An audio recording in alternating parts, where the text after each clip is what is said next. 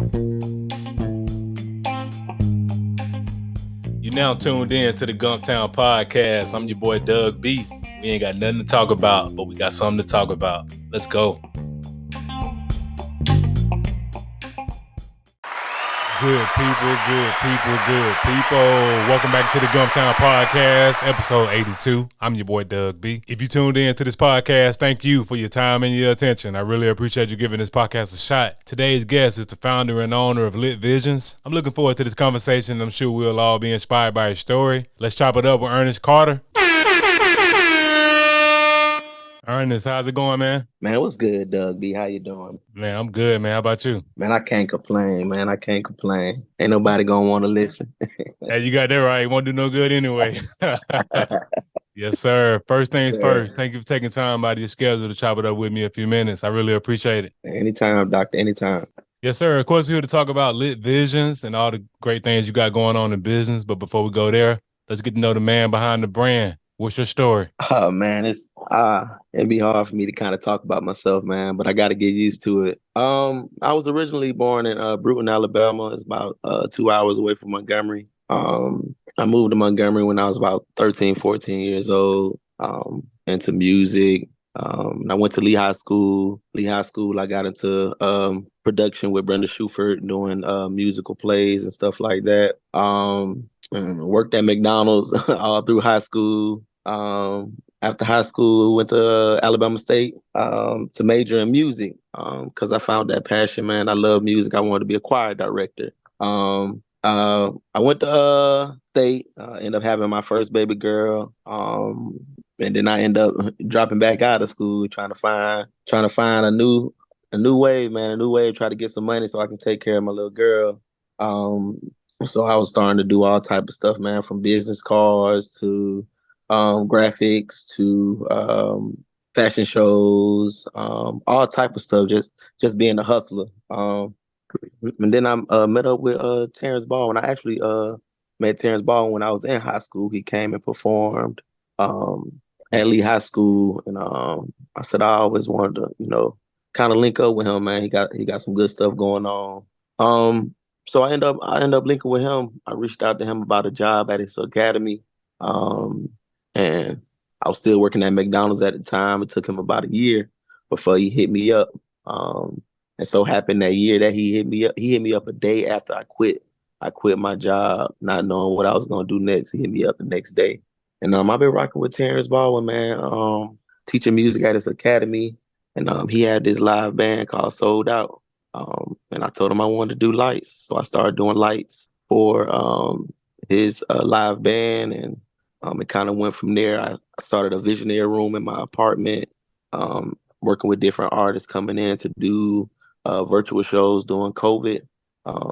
It just went from there, man. We lined up almost every venue in the city. We got a couple contracts here in the city. We contracted with BB King's, Allo Event Center, and a few more places around here. We light up churches, all type of stuff, Doc. And now, I'm sorry. And throughout the years, also we've been doing a lot of community work in the neighborhood I grew up in, Tulane Court, Tulane Garden, Centennial Hill, doing like back to school drives and stuff as well. So education, music education, working with kids, community, giving back, all that type of stuff led me to my company, Lit Visionz. And now we're spreading out to open up a community theater where we'll do the entertainment, telling unique stories through the lens of movies, stage plays, concerts, and more. So we staying busy, man. Just trying to shine a light in a different way. Yes, sir. Dope story, man. Appreciate you breaking that down. So you went to Lee U, Dr. Shuford. You was over there doing some work for her. Yeah, I was. Go ahead. Yeah. I work with her I actually talked to her today. I work with her almost every day, man. Yeah, she's good people. She's solid people. I finished up at Lee U in 06 and then went over to the Alabama State University, which is what I want to talk about next. So yeah, we kind of went down the same path, man. So let's talk about your time at the Alabama State University. What was the HBCU experience like for you? Honestly, it was different. I'm a first generation to go to college. I met a lot of people. I can honestly say Bama State really taught me how to network. Like that's the biggest thing I got from Alabama State, but it was a great school. I pledged Phi Mu Alpha. It's a music fraternity. But I've been in and out of school. I'm still kind of trying to finish school to get that degree. But it was an amazing experience while I was there. And if I could do it again, I'd do it again. Yes, sir. No doubt. Ain't it like the HBCU experience? It's Yes, like family. sir. Like you go there, you get meet people from all over, from the South, East Coast, West Coast, Uh-huh. Midwest, and shoot. You just get a chance to. It's like a big melting pot. Y'all all come together. Right, It's great, right. a great experience, and ain't no judgment over here, man. You'll finish school when you get to it. I know, Yeah, understand you had yeah, to stop. yeah. Yeah, you had to stop doing what you had to do to take care of your daughters and like your daughter. Much respect to that. Take care of your kids, man. Take care of your responsibilities. So ain't no judgment there. So Lit Visionz, man, that's a very dope and intriguing name. What's the story behind that name? What inspired it? Wow. So it was this when I first started my company, I had an assistant. Her name was Zayna Allen. We actually went to Alabama State together as well. And she was like doing my paperwork and stuff like that. And we was trying to brainstorm on a name. I know I wanted lit. And my graphic company was called Visionary Experience. And we were just going through names, trying to put it all together. And Lit Visionz came. Lit stands for Let's Ignite Together. Our whole idea for our business is to bring people together, to upbuild them, to lift them up, and show them that they can be the light too. And yeah, man, the name, it kind of rung. People like the name, so we kind of stuck with it. That's dope. Very organic, man. Like you say, you wanted to keep lit in it, and y'all came up with the name in a very organic way. That's the cool thing about brand names. There's a story behind them. That's why I wanted to ask about it. I appreciate you breaking that down. Oh, yes, sir. Yes, sir. Cool, man. So Lit Vision providing lighting, you all over the city. Allo Event Center, BB King, working with T-Ball and Sold Out. So when exactly did you launch the company? What year? I I I launched Lit Visionz 2018, October 2018. I started off with like two lights.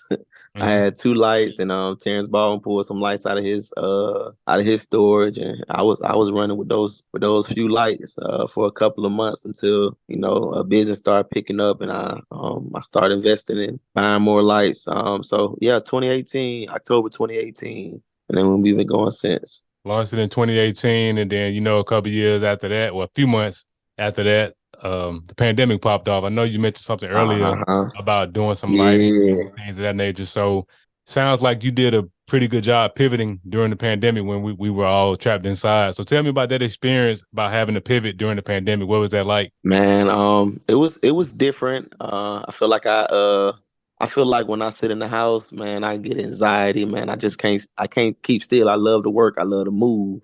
And the pandemic kind of stopped all that. It just made me think. It put me in my creative mode. So I took my empty bedroom in my apartment, and I put newspaper all over the wall, and it kind of turned out dope. We added some lights in there and stuff like that. People was just trying to hurry up and get to that visionary room to record. Everybody wanted to put out something.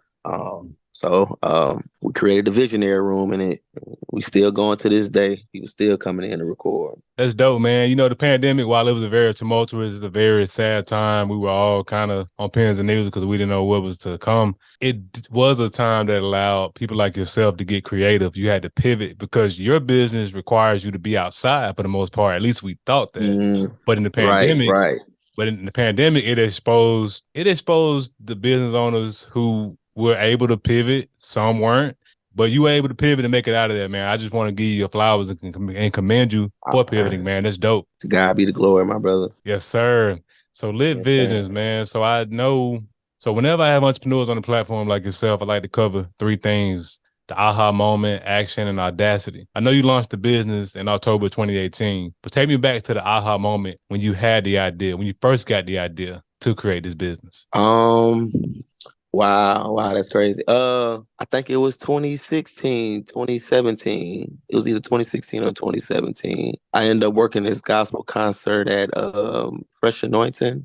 They had Ty Tribbett, JJ Harrison. They had some it was the Bloody Wind tour. I worked the Bloody Wind tour, and I was working doing setup with the lights and doing the LED screens and stuff like that. I was moving so effortlessly at doing it. Like my first time, they called me on the road to go with them. So I ended up doing it in Birmingham. I did it in Huntsville, and I just fell in love with the behind the scenes of the music industry. Although that I am a musician, I love being behind the scenes more. So I'll say that Bloody Wind tour kind of inspired me to do that here in the city, show the city that we don't have to go outside to get what we need. It's all we can all do it here in the city of Montgomery.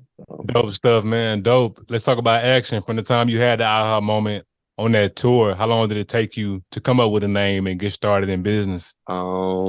It was 2017, a year, Took you a 1 year. year. Yeah, it took me 1 year. I was still kind of doing other things as well.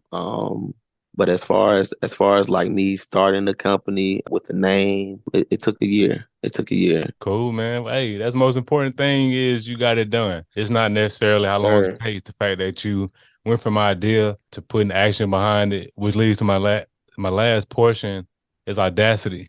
I believe audacity to be the bridge between the two things. You got to have an idea and you have to put action behind it, but you have to build up that courage, that audacity to put your product out there. Who or what gave you the audacity to start Lit Visionz and put it out there to the world? Terrence Wolfgang Baldwin. We were Dope. sitting in the academy, and I just told him, I said, "Man, I want to do lights." He was like, "For real?" I was like, "Yeah." He said, "Go for it." And like I said, I had two bar lights, and he immediately went and pulled out some stuff that he had, and we got to work. I believe my first gig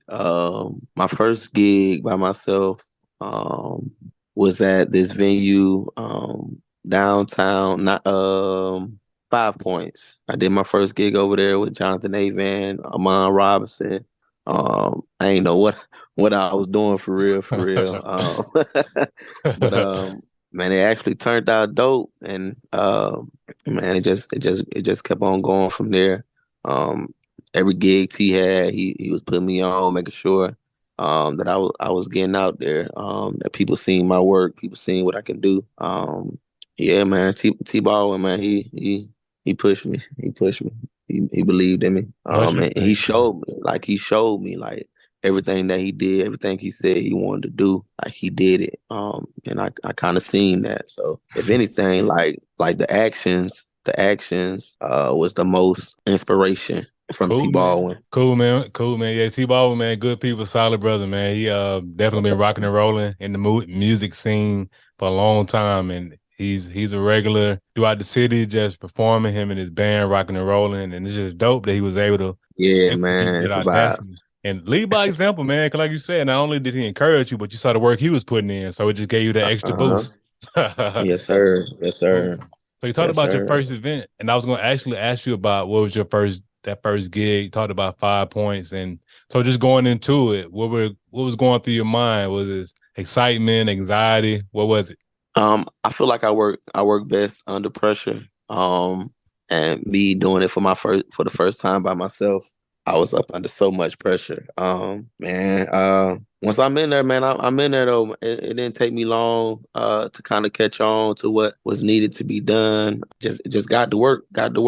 Had a few minor issues with power and stuff like that. But once you know like where your power is and stuff like that, you can go from there. So that's one of the first things I check before I go into an event. Now you get what I'm saying, because of that first experience that I did have.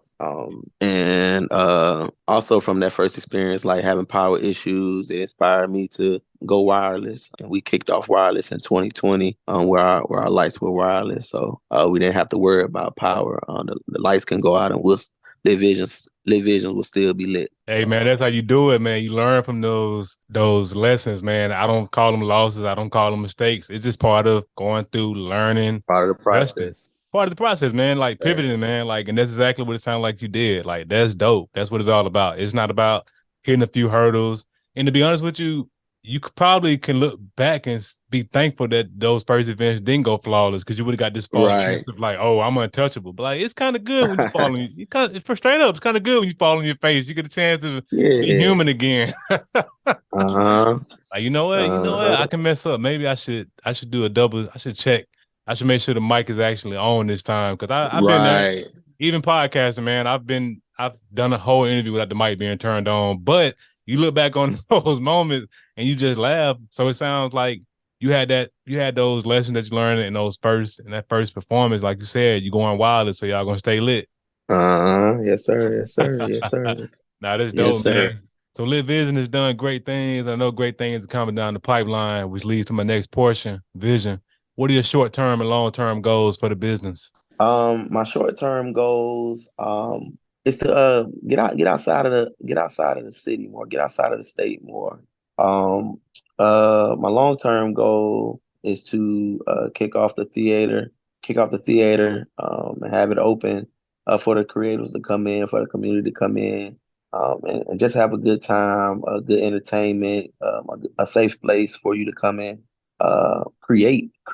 I just want to give the city somewhere that they can really build themselves up at, whether it's recording in a studio or just coming to have a great meal. So my long-term goal is to get that building up and have it rocking effortlessly. Yes, sir. Those are some great short-term and long-term goals, and I have no doubt you'll make them all come to fruition. Yes, sir. Cool, man. So as we wrap up the podcast, I want to ask $1 million question. I started this podcast to highlight the greatness of Montgomery, whether you're from here or lived here for a significant period of your life, be it college or military. You've been in the Gump since you was 13, so you're pretty much a hometown hero. What makes you the most proud to be from the Gump? Wow. Or better yet, I'll reframe the question. What do you appreciate the most about the Gump? I appreciate the hospitality. Although I'm not from here, people treat me like I am. The entertainment industry here in the city shows so much love. Just the arts in the city is crazy. From visual arts to culinary arts, like everything about the arts just stand out in the city, and it's really rising. I'm just glad to be here and to be a part of it. Yes, sir. And the reason why I say you're a hometown hero, man, it's kind of an unwritten rule. Wherever you finish high school at, that's what you can claim as your hometown. Hey, but nah, much respect, man. Like, yeah, definitely Montgomery is continuing to progress. The entertainment industry is definitely growing, and people like yourself and T Baldwin, man, y'all are definitely keeping the ball rolling and keeping things popping from the entertainment standpoint, for real. Yes, sir. Yes, sir. Yes, sir. So, Ernest, how can the people connect with you, man? What are your social media handles? You can follow me on Instagram at _SirLit. You can also follow me on Instagram at lit.visions, VISIONZ. Or you can find us at our website at www.litvisionz.com. You can also call us at 334-722-2LIT. And on Facebook at Ernest Carter. Yes, sir. And of course, I'll put all of the information in the description of the episode. Hey, Ernest, thanks again for the conversation, man. I really appreciate you. Sometimes I appreciate it, Doc. Yes, sir. Good people. That concludes another dope episode of the Gumptown Podcast. In the meantime, in between time, y'all know what to do. Be blessed, be safe, but most importantly, have the audacity to be you. Go on.